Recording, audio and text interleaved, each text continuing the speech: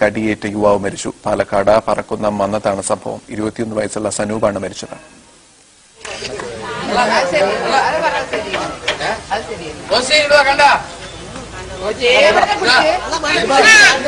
വ്യാഴാഴ്ച ഉച്ചയ്ക്ക് 2 മണിക്കാണ് റോഡോരത്ത് നിന്ന് സനൂപും സുഹൃത്ത് ഫിറോസും കരിമൂർഖനെ പിടികൂടിയത്. തുടർന്ന് നാട്ടുകാരെ ഒന്ന് കാണിക്കാമെന്ന് കരുതി പാമ്പുമായി കവലയിലെത്തി. ആളുകൾ ചുറ്റും കൂടി. അതിനിടെ ഒരു വീഡിയോ ക്യാമറാമാനും സ്ഥലത്തെത്തി.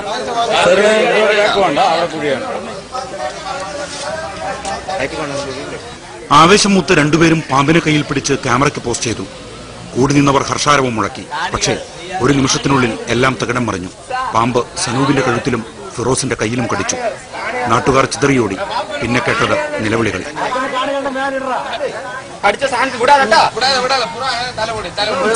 ആശുപത്രിയിൽ എത്തിച്ചെങ്കിലും സനൂപിനെ രക്ഷിക്കാനായില്ല. ഫിറോസ് ഇപ്പോഴും ഗുരുതരാവസ്ഥയിൽ സ്വകാര്യ ആശുപത്രിയിൽ ചികിത്സയിലാണ്.